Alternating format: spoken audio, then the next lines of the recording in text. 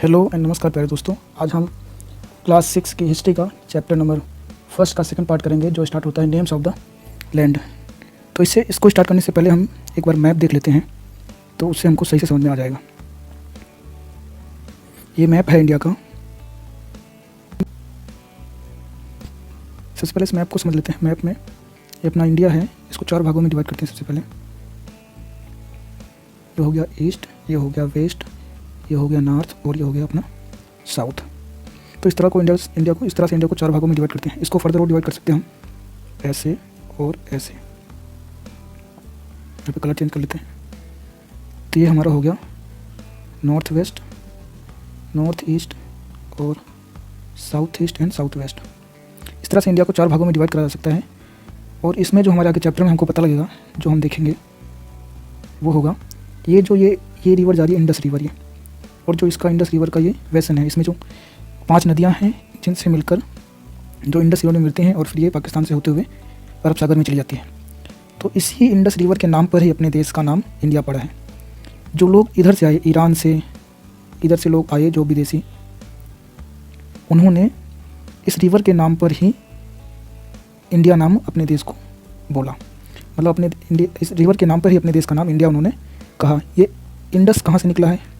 अपने वेदों में, प्राचीन काल के जो हमारे वेद हैं, उसमें सिंधु जो नाम दिया है संस्कृत में सिंधु कहा जाता था इसको। लेकिन उन्होंने, जो ग्रीक और ईरानियन आए विदेशी, उन्होंने इस एच को आई से रिप्लेस कर दिया। तो ये सिंधु से फिर ये इंडस हो गई। तो इसी से इंडस हुआ। इंडस से ही अपने, जैसे हिंदू धर्म में जो रिलीजन है, ये इसका फिर उदय हुआ। लेकिन ये हिंदू जो है वर्ड कोई रिलीजन को पहले नहीं डिनोट करता था, लेकिन बाद में फिर यही अपने रिलीजन को डिनोट करने लग गया। तो अपना जो इंडिया और अपना हिंदू जो ये अपना अभी हिंदू धर्म है, या जो रिलीजन है हिंदू, ये इसी इंडस रिवर के नाम पे ही निकला है। ठीक है, फिर हम आगे अभी देखते हैं।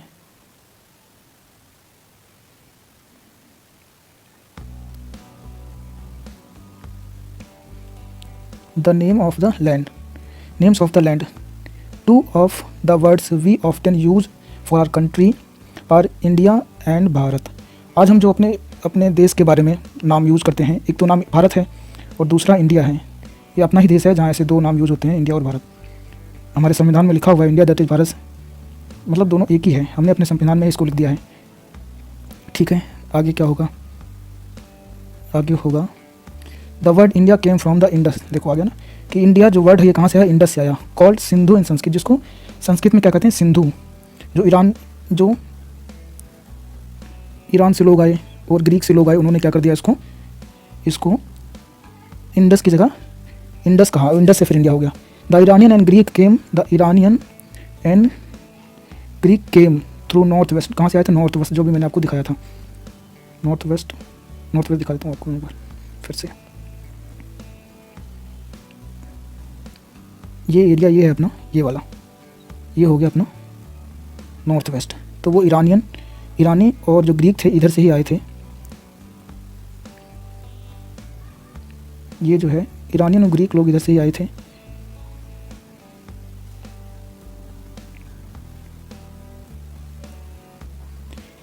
The Iranian and Greek who came through the north west about 2500 years ago, जो 2500 साल पहले इंडिया में आए थे।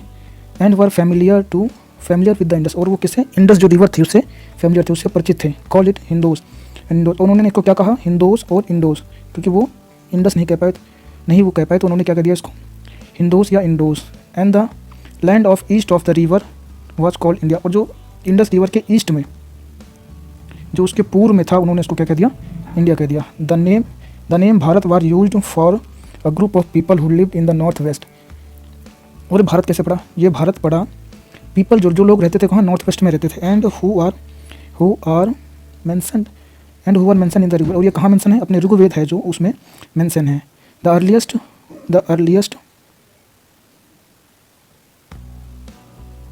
Earliest composition in Sanskrit dated about 35,000 years ago, जो 3500 साल पुराना है अपना वेद, उसमें ये लिखा हुआ है। Letter it was used for the country, और बाद में किसके लिए यूज होने लगा? अपने देश के लिए, भारत देश के लिए यूज होने लगा। तो ये हो गया अपना देश का नाम कैसे पड़ा। मैं एक बार दोबारा रिपीट कर देता हूँ। देखो, क्या हुआ, अपना भारत है, उसका एक नाम तो इंडिया है, दूसरा नाम भारत है। और ये कहाँ से पड़ा, ये पड़ा है सिंधु नाम से, जो संस्कृत में इंडस का नाम है वो सिंधु है। और किसने इसको कहा, जो लोग ईरान से आए थे, ग्रीक से आए थे, उन्होंने इसको 2500 साल पहले आए थे, उन्होंने इसको इंडस को ही इंडस सिंधु नदी का सिंधु को इंडस कहा, और इंडस से फिर अपने देश का नाम इंडिया पड़ गया। और उन्होंने इसको क्या कहा था, हिंदोस या इंडोस।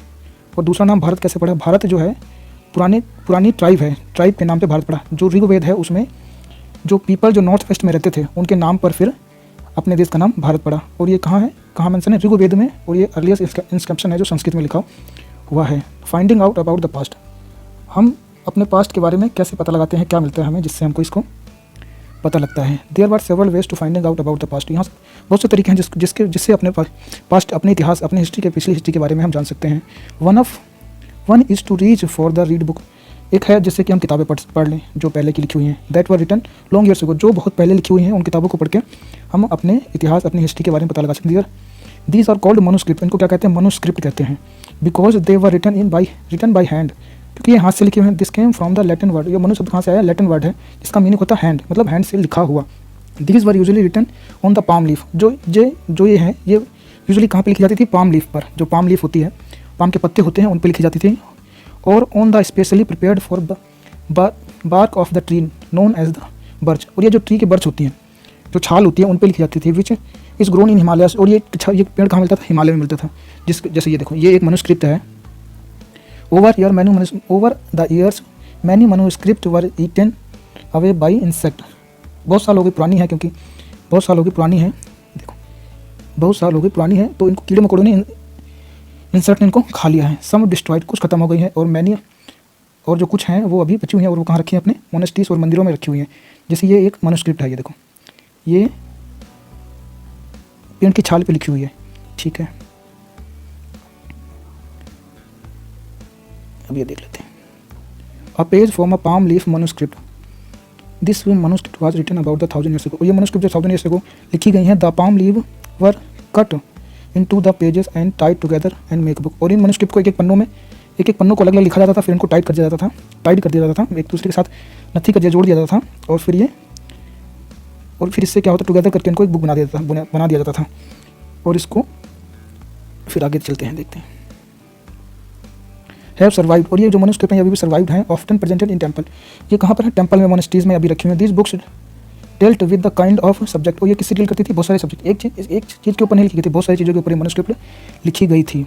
जैसे कि रिलीजन, बिलीफ, प्रैक्टिस, उनका रिलीजन कैसा था, बिलीफ कैसा था, उनका रिलीजन में धर्म कैसा था, बिलीफ कैसा सोचते थे, उनका विश्वास क्या मानते थे वो, प्रैक्टिस कैसा उसमें प्रैक्टिस था, कैसा उनका व्यवहार था, कैसे कपड़े पहनते थे, कैसे लोग रहते थे, कैसे रहते थे, राजा कैसा था, वहाँ पर मेडिसिन कैसी थी, मेडिसिन कौन सी थी, मेडिसिन एंड साइंस था। Beside all this were inscriptions, epics, poem, plays, जो नाटक खेले जाते, जो कविताएं लिखी जाती थी, ये सब भी उसमें मेंस्कृत हैं।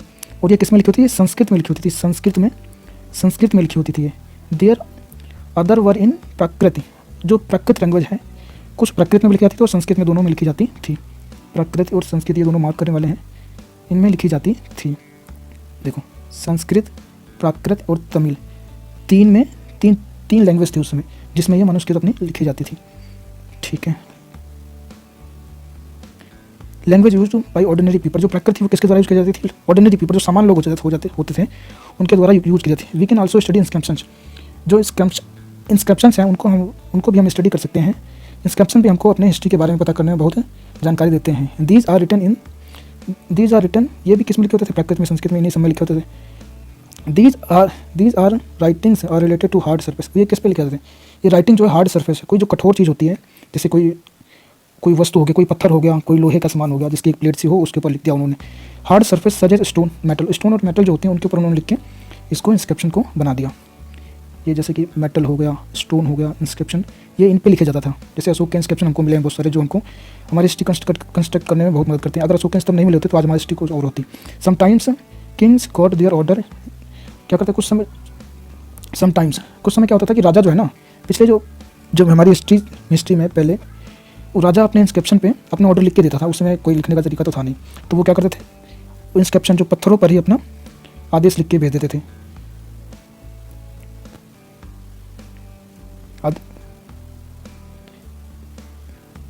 Sometimes kings got there orders inscribed on so that the people could see.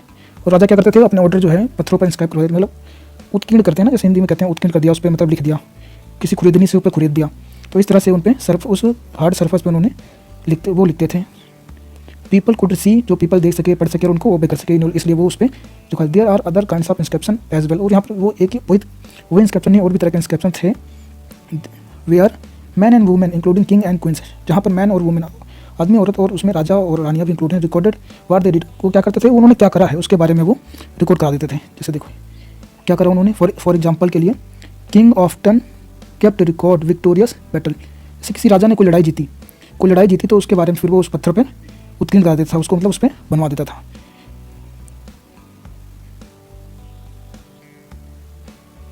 अच्छा, इसमें ये दिया हुआ है ये कि can you think of the advantages of writing on the hard surface and what could have been the difficulty. मतलब क्या आप सोच सकते हो कि जो हार्ड सरफेस पे लिखा गया उसके फ़ायदे क्या हैं और उसकी डिफिकल्टी क्या है। जैसे देखो कोई हार्ड सरफेस उस पर लिखा आता है तो वो लॉन्ग टर्म के लिए चलेगा, ज़्यादा समय के लिए चलेगा, जल्दी ख़राब नहीं होगा, तो ये तो उसका फ़ायदा हो गया। और डिफिकल्टी क्या होगी कि उस पर लिखना बहुत कठिन होता है, और एक जगह से दूसरी जगह ले जाना वो पत्थर इतना भारी, तो ये भी कठिन होता है। एंड ठीक है, आगे चलते हैं। There were many other things that were made to use in the past. और भी बहुत सारी चीज़ें हैं जिनसे हम पास्ट के बारे में जान सकते हैं। Those who study this object are called archaeologist. और जो इन चीज़ों को स्टडी करते हैं उनको आर्कियोलॉजिस्ट कहते हैं। आर्कियोलॉजिस्ट जो होते हैं वो इस चीज़ को स्टडी करते हैं, और जो इनको स्टडी करते हैं उनको आर्कियोलॉजिस्ट कहते हैं। आर्कियोलॉजिस्ट को हिंदी में कहते हैं पुरातत्वविद। जो पुराने ज़माने की चीज़ों को निकालते हैं, खोदते हैं, साफ सुथरा करके उनके स्टडी करते हैं, उनको कहते हैं पुरातत्वविद, archaeologist. They study the remain of buildings. वो क्या करते हैं, जो बिल्डिंग पहले की बची उनको स्टडी करते हैं। स्टोन जो है, ब्रिक्स जो हैं, जो पत्थर मिले, जो ईंटें मिले, जो पेंटिंग्स मिली, जो हमको चित्र मिले, स्कल्पचर्स जो मिले हमें, जो वस्तुएं जो मिली हैं, जो उन्होंने उस समय गढ़ा, जो उन्होंने मूर्तियाँ बनाई, उन सबको इकट्ठा करके उनकी स्टडी करते हैं। एक्सक्लेवेट करते हैं, जो एक्सप्लोर करते हैं, जो ढूंढते हैं और एक्सक्लेवेट करते हैं, मतलब उनको खोद करके ज़मीन से निकालते हैं। और वो टूल्स हो गए, जैसे कि कोई औजार हो गए, वेपन्स हो गए उनके, वो उनकी पॉट्स हो गए जो घड़े वड़े बनाते थे, उनके ऑर्नामेंट हो गए जो वो उस समय अपने जो क्या कहते हैं उनको, उस समय जो अपने आभूषण पहनते थे, कॉइन्स हो गए, जो सिक्के मिले हैं, उनसे पुरातत्वविद जो होते हैं, आर्कियोलॉजिस्ट होते हैं, वो उनको निकालते हैं, उनकी फिर स्टडी करते हैं। इससे हमारी हिस्ट्री बहुत अच्छे से समझ में आती है, और जो हमारी जो हिस्ट्री कंस्ट्रक्ट करने में, आगे उनको लिखने में बहुत सहायक होते हैं। सम ऑफ दीज ऑब्जेक्ट में बी मेड ऑफ स्टोन्स। ये ऑब्जेक्ट जो होते हैं किससे, जो औजार होते हैं, ये ऑब्जेक्ट जो होते हैं किससे बने होते हैं, स्टोन, पत्थर से बने होते हैं, और बोन से, हड्डियों से बने होते हैं। और किसी मेटल से बने होते हैं, जो मेटल होते हैं धातु, जैसे लोहा हो गया, इन सब चीज़ों से बने होते हैं। किसी और सिल्वर हो गया, गोल्ड हो गया, इन सब चीज़ों से जो बने होते हैं। गोल्ड से वैसे कम ही बने थे। कॉपर और लोहे से अधिकतर औजार बने होते थे। बोन्स हड्डियों से बने होते थे। और क्या होता है, उन्होंने क्या करा था, बेक्ड क्ले, जो मिट्टी होती है, जैसे हमारी ईंटें बनते हैं आजकल, वैसे वो उनको पका करके औजार और ईंटें वगैरह भी बनाया करते थे। उनसे हमको हिस्ट्री के बारे में पता लगता है। Object that are made of hard, जो ऑब्जेक्ट होते हैं जो हार्ड बने होते थे, वो क्या होते हैं, इम्पेरिसिबल होते हैं। जो वो इम्पेरिसिबल मतलब क्या होता है, वो जल्दी नष्ट नहीं होते हैं। सब्सटेंशियली यूजली सर्वाइव, मतलब वो क्या होते हैं, जो वो substantially usually survive for a long time, वो क्या करते हैं, लॉन्ग टाइम के लिए सर्वाइव करते हैं। जैसे ये देखो, ये एक इंस्क्रिप्शन है, ये पत्थर का बना हुआ है, और इसके ऊपर देखो छोटा छोटा ये लिखा हुआ है ना। तो इसी तरह वो क्या करते थे, पहले के आदमी पत्थरों पर लिखते थे। आगे देखते हैं। An old inscription, this inscription dated about 2250 years ago. ये इंस्क्रिप्शन एक है जिसपे ये जो हमने अभी देखा, ये 2250 ईयर पुराना इंस्क्रिप्शन है। वाज फाउंड इन कांधार में, ये कांधार में मिला है। जो कांधार कहाँ पर है, इस समय जो है वो अफगानिस्तान में है। उस समय अपने देश से ही लगा होता था। इस बीच में पाकिस्तान है, तो इस समय ये फिर अपना देश, और अपने देश के बाद पाकिस्तान के बाद अफगानिस्तान आता है। जब अखंड भारत था तो वो अपने देश में का ही हिस्सा था, Kandahar. It was inscribed on the order of ruler name Ashok. और ये किसका इंस्क्रिप्शन है, ये जो वहाँ के राजा थे इस समय, जो अपने यहाँ भारत के राजा थे, अखंड भारत के, अशोक, उनका इंस्क्रिप्शन है जो हमको कांधार में मिला है। कांधार कहाँ इस समय अफगानिस्तान में है। You will reach about the, और हम इसके बारे में क्या करेंगे, चैप्टर आगे जो चैप्टर 8 है उसके बारे में वहाँ पर पढ़ेंगे। व्हेन वी राइट एनीथिंग, जब हम कुछ लिखते हैं, वी यूज स्क्रिप्ट। जब हम कुछ लिखते हैं तो उसकी क्या यूज़ करते हैं, स्क्रिप्ट यूज़ करते हैं। Script consist of letters and science. और ये देखो, ये जो है, ये लेटर और साइंस से बन के जो बना होता है उसको स्क्रिप्ट कहते हैं। स्क्रिप्ट जो हमारी होती है लेटर्स और कॉइन्स से मिलकर बनी होती है। और when we read what is written और स्पीक, वी यूज़ लैंग्वेज। और जब हम कुछ बोलते हैं या लिखते हैं तो हम क्या करते हैं, लैंग्वेज यूज़ करते हैं। This inscription war inscribed in 2 different scripts. ये जो हमको इंस्क्रिप्शन मिला है, इस पे क्या इंस्क्राइब करा हुआ है? जो इंस्क्राइब करा हुआ है वो कौन कौन सी स्क्रिप्ट में है? तो ग्रीक में है और एरामिक में है। ग्रीक और एरामिक में इसमें लिखा गया है, ठीक है। जो ये इंस्क्रिप्शन है ये हमको कांधार से मिला है और इसमें एरामिक और ग्रीक में लिखा हुआ है। Archaeologist also look for bones of animals. Archaeologist जो होते हैं वो एनिमल्स की जो बोन मिलती हैं, एनिमल्स की जो हड्डियाँ मिलती हैं, जैसे बर्ड हो गई, फिश हो गई, तो फिर उससे भी हिस्ट्री के बारे में पता लगाते हैं, ठीक है। To find out what people ate in the past, उससे क्या पता लगाते हैं कि पीपल क्या खाते थे उस समय, जो खाते थे उनसे उसको पता लगाते हैं। Plant remain survive for more rarely, जो प्लांट होते हैं वो इतने लॉन्ग समय तक सर्वाइव तो कर नहीं पाते, जल्दी खत्म हो जाते हैं। इफ सीड्स ऑफ ग्रेन और pieces of wood have been burn they survive in a charred form, जो ये पीस होते हैं, जो लकड़ी हो गई जैसे कि, इफ़ सीड्स एंड ग्रेन और pieces of wood have been burn, और जो ये जल जाते हैं, ये कहते हैं जल के ख़त्म तो होते नहीं, ये क्या कहते हैं सर्वाइव करते हैं, ये नीचे पड़े रहते हैं।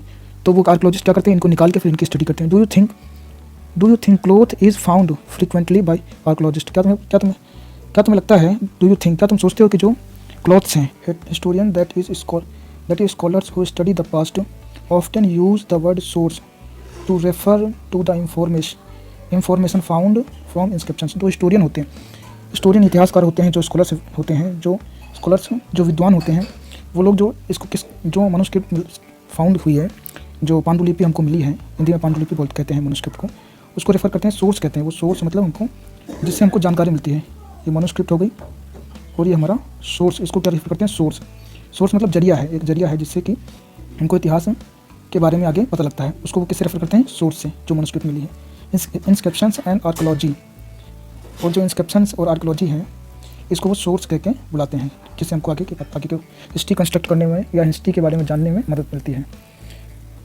वंस सोर्स आर फाउंड, एक बार सोर्स मिल जाता है तो उसकी लर्निंग होती है about the past, become an adventure as we reconstruct it bit by bit. जो हमको मनुस्क्रिप्ट वगैरह जो ये आर्कोलॉजिस्ट जो है ये पाते हैं, जो इनको बिट बाई बिट मतलब धीरे धीरे एक के बाद एक हिस्ट्री कंस्ट्रक्ट करते हैं। So historian and archaeologist are like detectives who use all this source like clues to find out about the past. वो क्या करते हैं, जो हिस्टोरियन होते हैं और आर्कोलॉजिस्ट होते हैं, डिटेक्टिव मतलब डिडक्ट करते हैं, पता लगाते हैं। Who use all these sources, और वो ऑल दीज सोर्स जो all sources we found about the sites, उनसे क्या करते हैं, वो क्लू निकालते हैं। क्लू मतलब क्या होता है कि कोई वो उनको कोई सुराग लगाते हैं, क्लू लगाते हैं कि अपना पास्ट कैसे पता लगाए, और फिर वो इस क्लू से अपने पास्ट के बारे में जानकारी देते हैं। वन पास्ट और मैनी, अब यहाँ पर कहा गया है कि हमारा एक पास्ट है या बहुत सारे पास्ट हैं। Did you notice the title of this book, क्या आपने इस बुक के टाइटल शीर्षक को देखा है, नोटिस करा है। आर पास्ट, इसमें लिखा हुआ है आर पास्ट मतलब कि हमारा एक पास्ट है या बहुत सारे पास्ट हैं। यहाँ पर एक वचन में नहीं, पास्ट बहुवचन में यहाँ पर लिखा हुआ है। We have used the word past in plural to draw attention to the fact that the past were different from different groups of people. ये क्या कह रहे हैं कि हमारा जो पास्ट है, क्योंकि आज भी हमारे देश में बहुत सारे कल्चर हैं, बहुत सारी सभ्यताएं हैं, तो इसलिए हमारा एक पास्ट नहीं है, बहुत सारे पास्ट हैं। जो कल्चर डिफरेंट हैं, डिफरेंट ग्रुप ऑफ पीपल जो है डिफरेंट कल्चर प्रैक्टिस करते हैं, उनके रीति रिवाज अलग हैं। एग्जाम्पल के लिए जो हर्डर्स और farmer were different from the those of Kings and queen's. जो जैसे उन्होंने यहाँ पे एग्जाम्पल दिया है कि जो फार्मर किसान थे,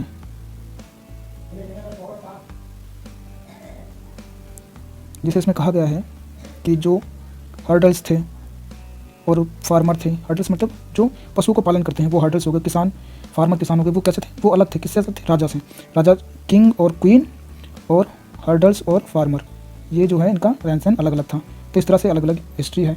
और आगे क्या कहते हैं, the lives of merchants were different from those of craft person. जो मर्चेंट थे, व्यापारी थे, जो क्राफ्ट पर्सन थे, शिल्पकार थे, उनके मतलब कहने का मतलब इन्होंने कहा कि जो पशुपालक थे और किसान थे, राजा थे, रानी थे, और मर्चेंट थे जो व्यापारी थे, जो अपना व्यापार करते थे, और जो क्राफ्ट पर्सन जो शिल्पकार थे, इनका सभी का जो है हिस्ट्री और रहन सहन अलग था। इसलिए यहाँ पर जो है जो यहाँ पर आर पास्ट ना कह के आर पास्ट कहा गया है, जहाँ पर प्लूरल वर्ड का यूज़ करा गया है। ठीक है, आगे देखते हैं। एंड ऑल्सो एज इज़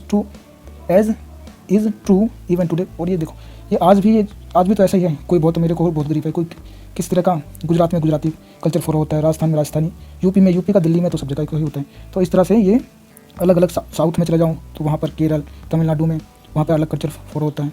तो इस तरह से सबके अलग अलग कल्चर थे, इसलिए इसको आर पास्ट कहा गया है। People follow different practices and customs in different parts of the country, वो हमने बात कर ली है पहले।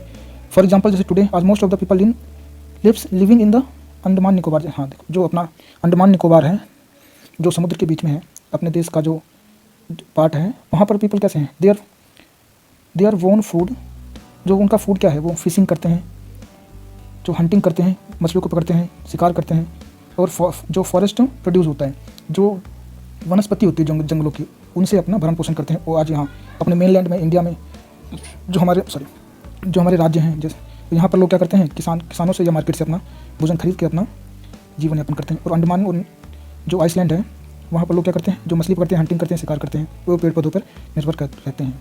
ठीक है,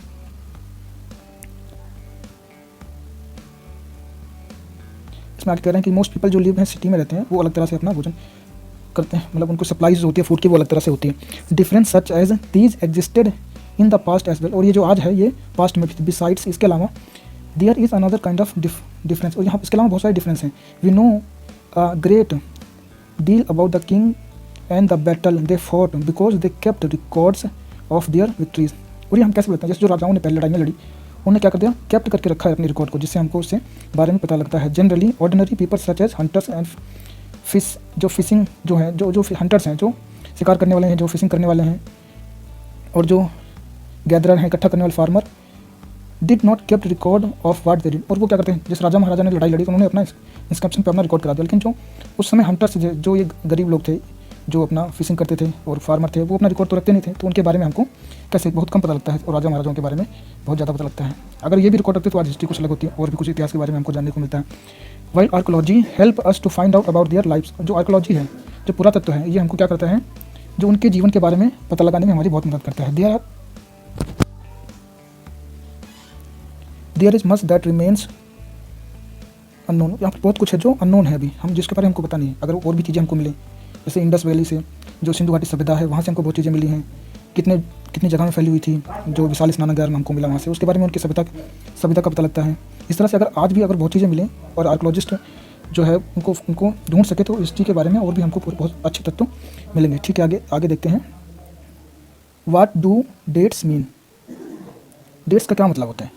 कोई भी चीज़ जैसे हम लिखते हैं, EC लिखते हैं या AD लिखते हैं, तो उसका क्या मतलब होता है, अब आगे हम इसके बारे में पढ़ेंगे। If somebody ask you the date, यदि कोई तुमसे डेट पूछता है आज अभी, तो हम क्या बोलते हैं? जैसे अभी 2020 चल रहा है, तो हम कहते हैं 2020 चल रहा है, 2020 है, या फला डेट है, कुछ भी है जो है हम बताते हैं। You will probably mention the day. हम क्या करते हैं, मेंशन डे भी मेंशन करते हैं, मंथ भी मेंशन करते हैं, ईयर भी मेंशन करते हैं। जैसे आज है 25 नवंबर 2020, तो इस तरह से हम डेट मेंशन करके उनको बताते हैं। एंड समथिंग, और उनको सही से समझाते भी हैं। लेकिन पहले के ज़माने में क्या था, these years are counted from the date generally assigned the birth of Jesus Christ. जो ये डेट है, ये कब से असाइन होती है? देखो मैं एक कॉन्सेप्ट समझा देता हूँ आपको। यहाँ पर डेट डाल लेते हैं, ठीक है।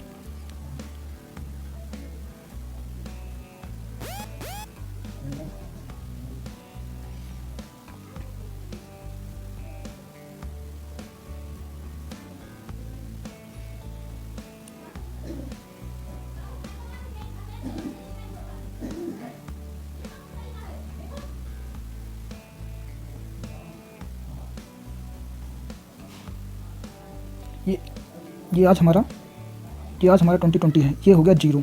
यहाँ पर जो है जीसस क्राइस्ट का जन्म हुआ था। जो बर्थ ऑफ जीसस है वो कहाँ पर हुआ था? यहाँ पर हुआ था।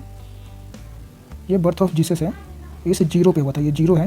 यहाँ पर जीसस जो बर्थ ऑफ जीसस है यहाँ पर हुआ था। इसके बाद फिर हम चले जाते हैं इधर, तो इधर लगता है BC और इधर लगता है CA। जैसे इसको हम कहते हैं इधर वाले को हम कहते हैं बिफोर कॉमन एरा, और इधर वाले को कहते हैं कॉमन एरा। ठीक है। तो इस तरह से आज हम 2020 में जी रहे हैं, तो ये इधर ऐसे जीरो से हम आज 2020 में यहाँ पर हैं। मतलब जीसस क्राइस्ट को जन्म जीरो में जन्म हुआ, और जीरो के बाद कितने साल हो गए, 2000, आज 2020 चल रहा है, तो जीसस क्राइस्ट को जन्म हुए कितना हो गया, 2020 हो गया। 2020 जो है 2020 साल पहले जीसस क्राइस्ट का जन्म हुआ, उसको हम जीरो मानते हैं। और उसके बाद जो है फिर यहाँ से चालू होता है 1 और 2 ऐसे करके फिर इधर चालू हो जाता है। तो इस तरह से ये डेट अपनी चलती है, ठीक है। जीसस क्राइस्ट का जन्म हुआ, these year were counted from the date of generally assigned the birth of Jesus. जो जीसस क्राइस्ट का जनरली असाइंड, जो हमने डेट असाइन करी है वो जीरो असाइन करी है, मतलब जीरो के बाद हम काउंट करना 1 2 3 करके अपना 2020 तक आ जाते हैं। तो आज 2020 चल रहा है, तो वहाँ तक हम आ जाते हैं जीसस क्राइस्ट के जन्म से। द फाउंडर ऑफ क्रिश्चियनिटी, जो जीसस क्राइस्ट कौन थे, क्रिश्चियनिटी के फाउंडर थे, जो क्रिश्चियन धर्म है उसके फाउंडर थे Jesus Christ. And so 2000 means 2000 years after the birth of Jesus. तो 2000 जैसे है, अभी तो 2020 चल रहा है लेकिन इसमें 2000 का दिया हुआ है, तो 2000 मतलब क्या हो गया, 2000 after the birth of Jesus, Jesus के जन्म के बाद 2000 साल, तो वो इसमें बताया हुआ है। जैसे अभी आज के बारे में कैसे कहेंगे, जीसस के 2020 साल बाद, जो आज का दिन है वो 2020 साल बाद जीसस क्राइस्ट के जन्म के है। All dates before the birth of Christ are counted backward, और जो उनके जन्म से, जो डेट उनके जन्म से बिफोर की है वो बैकवर्ड काउंट होती है। जैसे कि यहाँ से हम चलेंगे 1 2 3 4 और ऐसे 2020 तक आ गए। लेकिन इधर क्या होता है, 1 2 3 4 5 ऐसे करके जितना भी होता है ETC पूरा लास्ट तक चले जाते हैं। मतलब जब से पृथ्वी का ओरिजिन हुआ है तब से हम ऐसे करके काउंट करते हैं, ठीक है। And usually have a letter BC इसको, और जो जीरो से जीसस क्राइस्ट के जन्म से पहले का एरा जो होता है उसको हम क्या कहते हैं, बिफोर क्राइस्ट या बिफोर कॉमन एरा, और जो उसके बाद का होता है उसको हम कॉमन एरा कहते हैं। In this book we will refer to the date going back from the present. और अभी क्या होता है, इन दिस बुक, इस बुक में वी विल रेफर, हम किसको रेफर कर रहे हैं, जो प्रेजेंट डेट है जैसे इसमें बताया हुआ 2000 का बताया, उससे जो बैकवर्ड हम चले जाते हैं तो उसको हम रेफर करते हैं एज आज स्टार्टेड पॉइंट। और जो वो 0 पॉइंट था वो हमारा स्टार्टिंग पॉइंट था। जैसे इसमें दिया हुआ है BC मीन्स बिफोर क्राइस्ट, क्या, before common era, before common era, ठीक है। You will sometimes found AD, कई बार हमको BC भी मिलता है और AD भी मिलता है, तो इसका मतलब हो गया एनाडोमी। ये Latin word is most country in the world. Christian era क्या होता है, आजकल पूरे देश में क्रिश्चियन एरा ही यूज होता है। जो हम ये अपडेट करते हैं अपनी आज 2020 या कुछ भी करते हैं, जितनी भी डेट हम आज वर्ल्ड में यूज़ हो रही है, मोस्ट ऑफ द कंट्री में क्या होता है, कॉमन एरा यूज होता है। In India we began using this from the dating from about 200 years ago. और ये अपने यहाँ पर कब से यूज़ होना चालू हो गया, 200 ईयर्स अगो, 200 साल पहले जब अंग्रेज़ थे, जब अंग्रेजों ने अपनी कॉलोनी बना रखा था, भारत को गुलाम बना रखा था, तब से हम ये डेट यूज़ करना चालू कर देते हैं। And sometimes the letter BP means before present. कई बार क्या होता है BP लिखा होता है, ये वाला BP नहीं है मेडिकल वाला, ये है बिफोर प्रेजेंट, मतलब आज से पहले यूज़ होता है, ठीक है। फाइंड यहाँ पर कुछ दिखाया गया है, जो पहले की लैंग्वेज होती थी वो कैसी होती थी, पिक्टोग्राफिक होती थी। लोग कैसे करते थे, पिक्चर बना के उनके अपने इंस्क्रिप्शंस पे लिखते थे, पिक्चर बनाते थे, उसी से लोग समझते थे। पिक्टोग्राफी, पिक्चर बना के जो इंस्क्रिप्शन, जैसे ये देखो, ये जो है, ये जो पहले की इंस्क्रिप्शन, जो पहले का जो इंस्क्रिप्शन है उस पर ये लिखा हुआ था। तो अभी आजकल इन्हीं को पढ़ा जाता है और इनको पढ़ने के बाद फिर पहले की हिस्ट्री का पता लगाया जाता है। We have seen that inscriptions are inscribed on the hard surface. हमने देख लिया है कि जो इंस्क्रिप्शन थे वो किस पे लिखे थे, हार्ड सरफेस पे लिखे जाते थे। Many of these were inscribed several hundreds of years ago. और कोई बहुत सारे हैं जो मैनी ऑफ, इसमें जो मैनी है मतलब कुछ हैं जो इसमें से जो वो इंस्क्रिप्ट्स और लैंग्वेजेस दोनों उस पर लिखी हुई है। Many of these were inscribed several hundreds of years ago. All inscriptions contain both inscripts and languages. जो लिपि और भाषा है ये दोनों उस पर लिखी हुई है। Languages which were used as well as scripts have changed over a time. जो पहले की स्क्रिप्ट थी, वो लैंग्वेज थी, जो लिपि और भाषा थी, वो आज अभी चेंज हो गई है। सो स्कॉलर्स जो हैं वो अंडरस्टैंड दैट वाज द इंस्क्राइब्स। जो स्कॉलर्स हैं, so how do scholars understand what was inscribed. और जो स्कॉलर्स हैं, जो पुरातत्वविद हैं, विद्वान हैं, जो स्कॉलर्स हैं उसमें, जो विद्वान है उसके, वो कैसे आज पता लगाते हैं? This can be done through the process known as, जो ये जो हार्ड सरफेस पे लिखा होता है, इसको किसके द्वारा, किस प्रोसेस के द्वारा इसका पता लगाते हैं? इसको कहते हैं डिसाइफरमेंट। डिसाइफर करते हैं, उनको पता लगाते हैं। जो अज्ञात लिपि है ये, इसके बारे में पता लगाते हैं और इसी प्रोसेस डिसाइफरमेंट के द्वारा इसको इस प्रोसेस के द्वारा पता लगाया जाता है। One of the most famous stories of decipherment come from the Egypt. एक इजिप्ट से कहानी है जिससे इस डिसाइफरमेंट के बारे में पता लगता है। A country of north Africa, एक कंट्री जो नॉर्थ अफ्रीका में where there were kings and queens about, जो वहाँ पर राजा था, जो राजा रानी थे 5000 साल पहले। Rosetta is a town on the north coast of Egypt. Rosetta एक वहाँ पर टाउन है जो नॉर्थ कोस्ट पर है इजिप्ट के। There and here an inscribed stone was found. वहाँ पर क्या हुआ, एक इंस्क्राइब्ड, जो उस पर लिखा पत्थर मिला जिस पे कुछ लिखा हुआ था, which contain inscriptions in 3 different languages. जो वहाँ पर पत्थर मिला उसमें कितने उसमें जो इंस्क्रिप्शन थे 3 लैंग्वेजेस में मिला, 3 भाषाओं में मिला है। और जिसमें कौन कौन सी थी? ग्रीक थी और 2 फॉर्म्स ऑफ इजिप्शियन, जो इजिप्ट की भाषा थी, इजिप्शियन जो भाषा थी और ग्रीक की भाषा थी, उन पे मिला है। जो स्कॉलर थे उन्होंने, जो किंग और क्वीन था, जो किंग और क्वीन था इजिप्ट का, scholars who could read Greek figures, जो स्कॉलर जो ग्रीक भाषा पढ़ सकते थे, उन्होंने क्या करा, उसने क्वीन और राजा और रानी के नाम enclose in the little frame, जो एक फ्रेम बना था वहाँ पर उनके राजा और रानी का नाम लिखा हुआ था, उन्होंने उसको डिसाइफर करा। कॉल्ड द कॉर्टेज कहा उन्होंने, कॉर्टेज उसको कहा। They then placed the Greek and the Egyptian sign side by side. और वो जो साइड बाय साइड क्या था, इधर उधर जो इजिप्शियन साइन भी थे उनको इजिप्शियन लोगों ने पढ़ा। And identified the sound of which the Egyptian letters stood. जो इजिप्शियन लेटर था और वो जो ग्रीक का लेटर थे वो मिलते जुलते साउंड थे, तो उन्होंने उसको पढ़ा, वो डिसाइफर करा। As you can see a line stood a letter. इसमें पिक्चर में दिखाया हुआ है कि जो लाइन है उसके लिए एल का प्रयोग करा गया है और जो वर्ड है उसके लिए ए का प्रयोग किया गया है।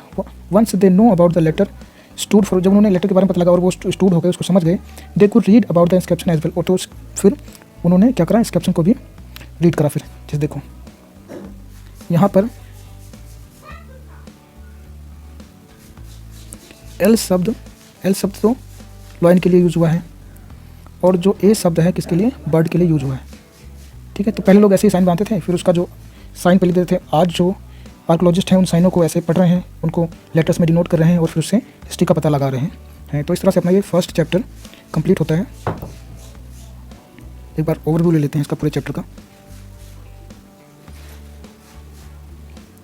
चैप्टर हमारा स्टार्ट हुआ था what, where, how and when, जिसमें जो राशिदा थी उसने उसके क्वेश्चन होता है और उससे हमारा चैप्टर स्टार्ट होता है। फाइंडिंग आउट व्हाट हैपन, जो हमने देखा कि जो आजकल होता है उसके बारे में तो हम क्या करते हैं, रेडियो टीवी से पता लगा लेते हैं, लेकिन जो पहले हुआ है उसको कैसे पता लगाते हैं, उसके बारे में पता गया है।